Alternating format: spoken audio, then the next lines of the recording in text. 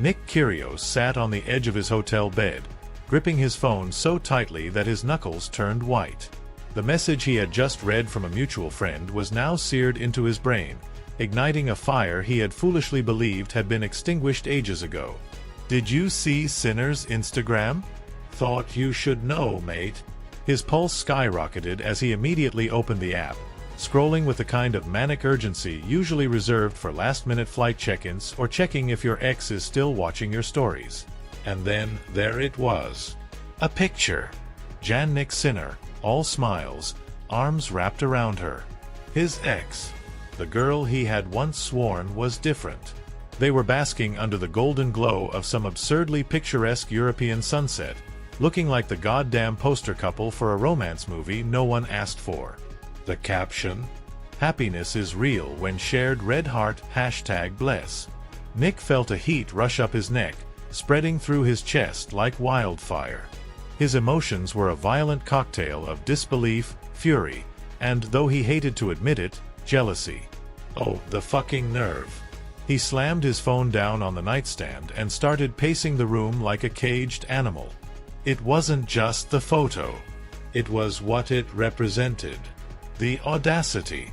The sheer, unfiltered disrespect. How could Sinner, of all people, pull this shit? Someone he had shared locker rooms with?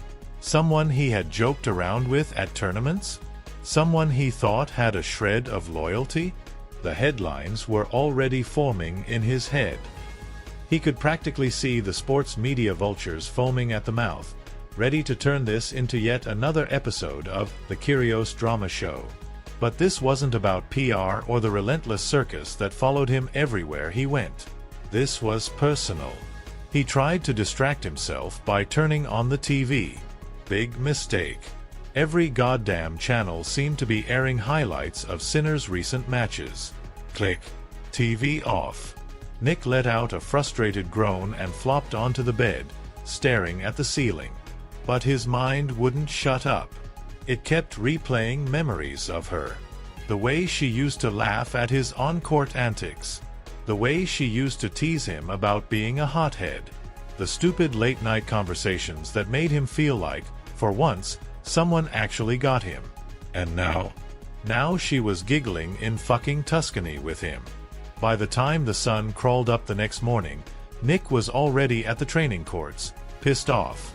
His coach, who had dealt with enough of his mood swings to recognize the signs, approached cautiously. "You good, Nick? You look off." "I'm fine," Kyrgios snapped, his tone sharper than intended. He regretted it immediately, but not enough to apologize. He needed an outlet for this rage, and tennis was the only thing that wouldn't land him in jail. The practice session was brutal. Every shot he hit carried the weight of his frustration, each swing a barely contained explosion of aggression. His usual flair was absent. This was war. His coach, wisely, didn't try any motivational speeches or technical advice. He knew better. Today was not the day. By the time it was over, Nick was drenched in sweat, his muscles screaming, his mind still nowhere near calm. He collapsed onto the bench, grabbing his phone. His thumb hovered over the Twitter icon. He knew he should just let it go. Handle it in private. Take the mature route. But, fuck it. This was Kyrgios. No filters. No apologies. He typed. Some people talk about respect, but don't have a fucking clue what it actually means. I guess loyalty isn't in everyone's vocabulary. Keep that same energy on court, mate. #shameless. And hit send. Within minutes, the tweet blew up. Fans, journalists, and internet detectives went into a frenzy, trying to piece together what, or rather, who, Nick was talking about. It didn't take them long to connect the dots. Meanwhile, across the continent, Jannik Sinner was in the middle of a photo shoot when his phone wouldn't stop buzzing. "What the hell is going on?" he muttered, scrolling through an avalanche of notifications. And then, he saw it. Nick's tweet. His face paled. He hadn't expected this to become a public shitstorm. His PR team, in full damage control mode, advised him to stay quiet. Don't engage. Let it blow over. But the damage was already done. Meanwhile, Kyrgios? He was thriving in the chaos. He scrolled through the replies to his tweet, smirking at the mix of reactions.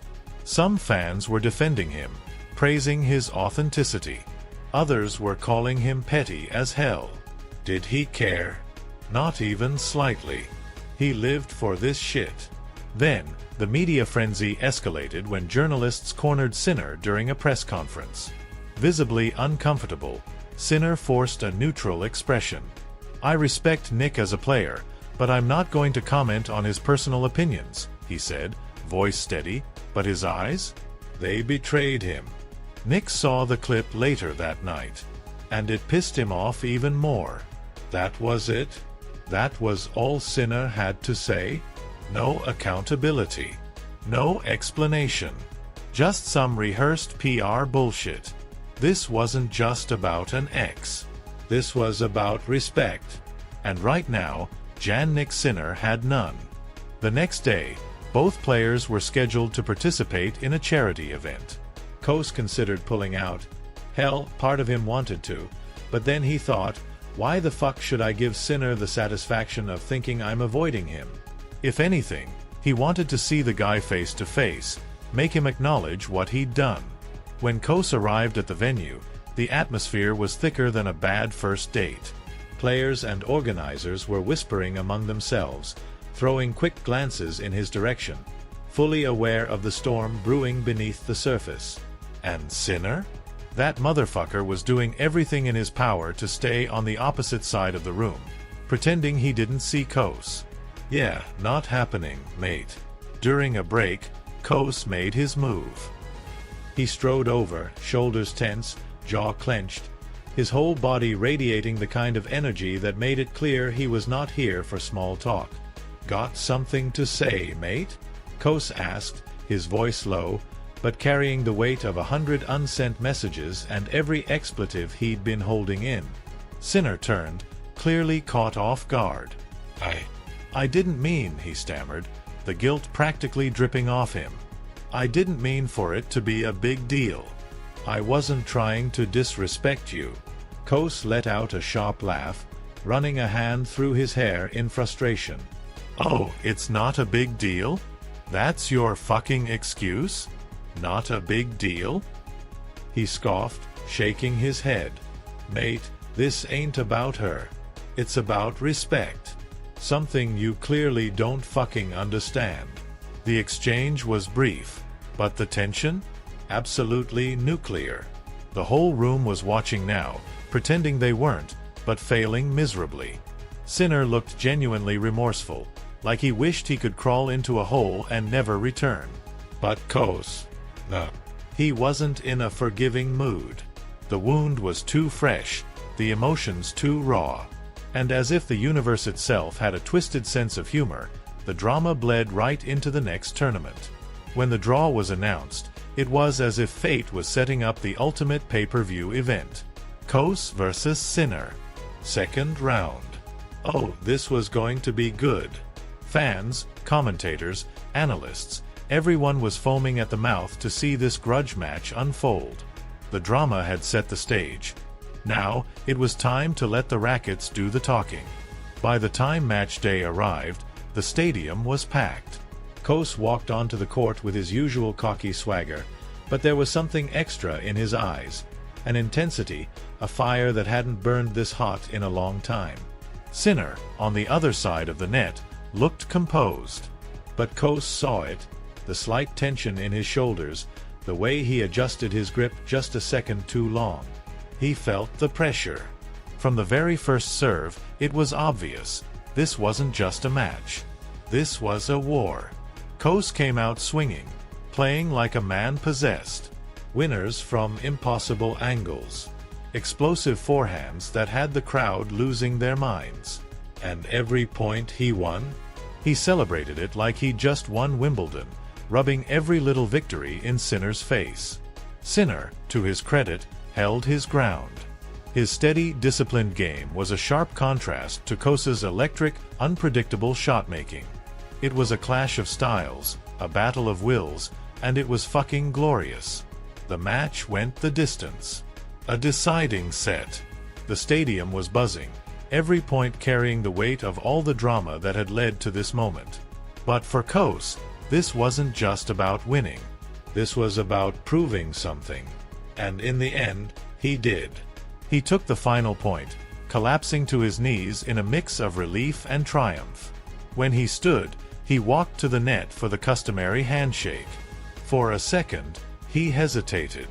Then, with an almost begrudging motion, he extended his hand. Sinner took it, gave a small nod. But the gesture felt hollow, empty. Like both of them knew this wasn't over. Not really. Then came the post-match interview. And Kos, well, he couldn't resist getting one last jab in. Sometimes, you just gotta remind people not to fuck with you. He grinned, knowing exactly what he was doing. The media, of course, ate it up. The drama stayed on the front page for weeks, with fans and analysts dissecting every moment, every quote, every subtle smirk. And Kos, yeah, he was still processing everything. The betrayal, the rivalry, the whole shit show. But as the dust settled, he realized something. This wasn't just about a relationship, or a match, or even Sinner. This was a reminder of who he was. Flawed, emotional, unpredictable, but unapologetically himself. And if there was one thing he knew for damn sure, he wasn't changing for anyone. Don't let this guy get in your head, man. Thanasai's voice was calm, but Nick could hear the unspoken "you're spiraling" in his tone. Nick turned to face him, eyes burning with frustration, desperation. Hell, a cocktail of emotions that had him feeling like he was about to explode. It's not about him being in my head, mate. It's about the principle. What kind of person does this? What kind of teammate? What kind of so-called friend? He spat the word like it left a bad taste in his mouth. Who the fuck goes after someone's ex like this? It's a betrayal, plain and simple.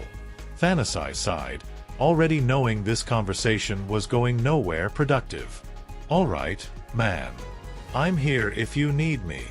Just don't do anything stupid, all right? Nick didn't respond. He was already 1,000 miles away, lost in his own head, formulating his next move. He could just sit back, let this shitstorm pass, pretend it didn't bother him. Yeah, fuck that. Sinner needed to understand the weight of what he'd done. And if the only way to get that message across was on the court, so be it. That night, Nick lay in bed, staring at the ceiling, sleep a distant fucking fantasy. His brain was a broken record, replaying every memory of Kiera, their late-night conversations, the way she used to roll her eyes at his antics, the way she'd ground him when the chaos of his career threatened to swallow him whole. She'd seen a version of him that few people ever did, the vulnerable, thoughtful side that he tried so damn hard to bury beneath the bravado. Losing her had been a gut punch. But seeing her with Sinner? That felt like someone had poured salt straight into the fucking wound. His phone buzzed on the nightstand, dragging him out of his thoughts. He grabbed it, half expecting a message from Kiera. Or Sinner. Instead, it was a DM from a random fan. Don't let him get away with it, Nick. Show him who's boss tomorrow. Nick stared at the words for a moment before chucking the phone onto the bed with a huff. Great. Now complete strangers were fueling the fire in his chest. But the message stuck in his head. Show him who's boss. Yeah, that's exactly what he planned to do. The next morning, his pre-match routine felt different. No blasting music through his headphones. No cracking jokes with the staff. No casual stretching while throwing a ball up absent-mindedly. His focus was razor-sharp. This wasn't just about advancing in the tournament. This was about reclaiming his fucking pride. As he stepped onto the court, the crowd erupted, but Nick barely registered it. His eyes were locked on Sinner, who was already standing at the net, waiting for the handshake. Their gazes met for a fraction of a second, and Nick could have sworn he saw something in Sinner's expression. Was that smugness? His blood boiled. Game on, motherfucker. From the first point, Nick came swinging. His serves were coming off his racket faster than usual. His ground strokes had an extra snap, and every shot he hit carried a message. The crowd lost their shit when he blasted an insane cross-court winner, pumping his fist as if he'd just won the whole damn tournament. But his all-out aggression came with a price. Unforced errors started creeping in. Sinner, ever the composed, methodical bastard, capitalized on it. His steady baseline game was the exact opposite of Nick's explosive, high-risk shot-making. It was fire versus ice. Chaos versus control. And fuck, it was personal. At the first changeover, Nick sat on the bench, towel draped over his head, chest rising and falling in heavy breaths. Across the court, Sinner took a sip of water, expression unreadable. And that just pissed Nick off even more. He stood abruptly, glaring in Sinner's direction. "You enjoying yourself, mate?" His voice dripped with sarcasm. Sinner looked up, clearly caught off guard. He hesitated before responding, his voice measured, careful. "I'm just playing tennis, Nick." The crowd oohed. They felt the hostility under the surface, the unspoken challenge hanging in the air. The umpire, sensing things were about to get messy, quickly warned both players to focus on the match. But Nick? He wasn't just playing a match. This was a fucking statement. Every point was a war. Every shot was an act of defiance. And Sinner? He was holding his ground with that calm, collected bullshit, absorbing the storm like a human sponge. It was a clash of styles, a battle of philosophies. And the crowd? Absolutely living for it. But for Nick, winning the match wasn't enough. It didn't erase the betrayal. Didn't change the fact that Sinner had crossed a line that couldn't be uncrossed. As the second set neared its end, his mind was already racing, thinking about what he was going to say in the post-match interview. How he'd make sure the whole world knew exactly what kind of person Jannik fucking Sinner really was.